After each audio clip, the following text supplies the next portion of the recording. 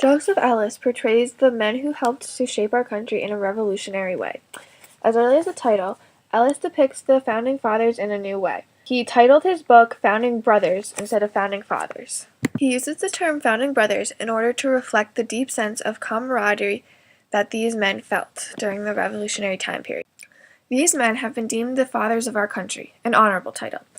However, they certainly did not know this at the time.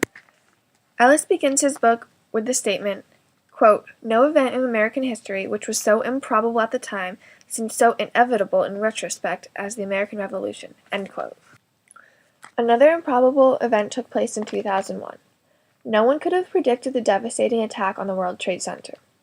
However, the attack was not necessarily inevitable. The tension between the United States and Muslim extremists was bound to culminate in violence. Some form of violence was unavoidable, but nothing to the extent of what happened was ever viewed as a likely possibility.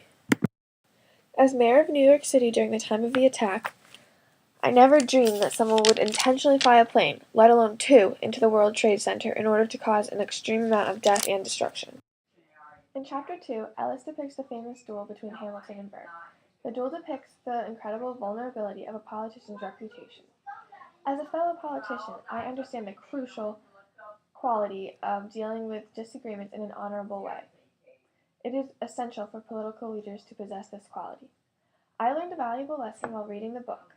I learned that media, even back then, sensationalizes stories to gain more attention. Burr's reputation was permanently tarnished.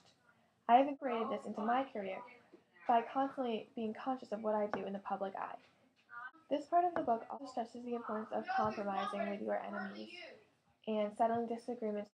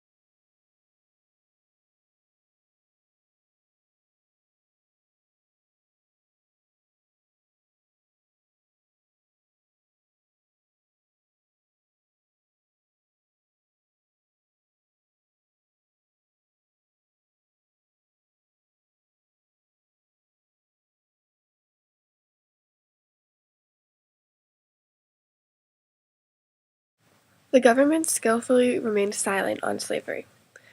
I am appalled at the way Southern representatives ignored the question.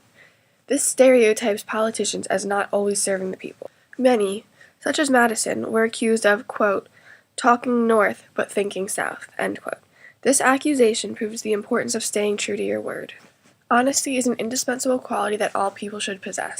This chapter portrayed the important lesson that the government will always be tested, and compromise is not always the answer.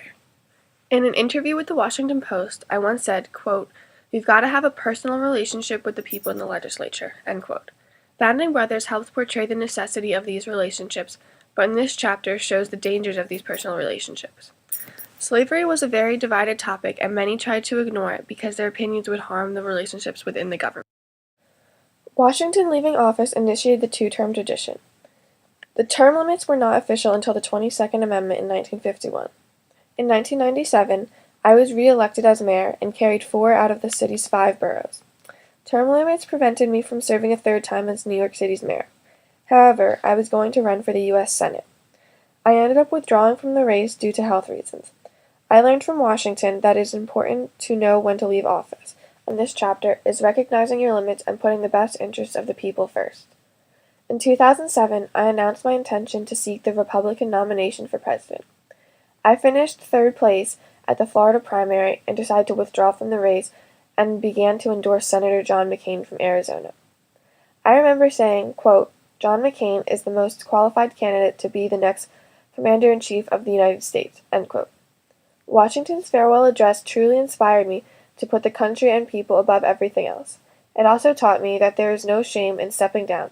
In fact, it is quite good that Washington did, because it displayed his support of the newly founded republic and helped to set a very important precedent. At the time, many citizens were uneasy about George Washington's decision because it left the nation in a state of uncertainty. In this chapter, Ellis suggests that Washington feared dying in office. He attributes Washington's resignation to the combination of this desire for personal pride and the desire to keep the republic together and show that he was not a monarch. I greatly admire Washington's choice and the content of his farewell address. By including advice on how the nation should continue to stay strong, Washington truly displayed his dedication to the country. John Adams and Thomas Jefferson, who were formerly a collaborative pair, went against each other in the 1796 election. Their friendship transcended political views. Being able to maintain a friendship with someone who has an opposing political opinion is a very important quality to possess. One of the main lessons that can be learned from this chapter is the importance of patience. Adams found the position of vice president incredibly restraining. Ellis describes Adams' views by saying, quote, "The great volcano of American political debate was required to confine himself to purely private eruptions," end quote. Regardless of his unhappiness and constant complaining to his wife Abigail, Adams patiently waited until he could obtain a more involved position. Patience is a very important quality in any job, but politics especially. The friendship between Adams and Jefferson had its ups and downs, but it symbolized the strength and importance of friendship. It also proves friendship can overcome political differences. Adams and Jefferson had their differences, but still remained friends at the end. Like almost every other friendship, Adams and Jefferson had an argument that led to the two men not corresponding for many years. Miscommunication and misunderstanding played a large part in this chapter. The correspondence between Abigail Adams and Jefferson was often misinterpreted in the wrong tone. I myself can understand the problems misinterpretation can cause.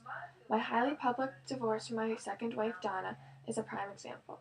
I certainly was not right in my actions, but I firmly believe the media misunderstood the reasons behind some of my actions. This caused many people to distance themselves from me.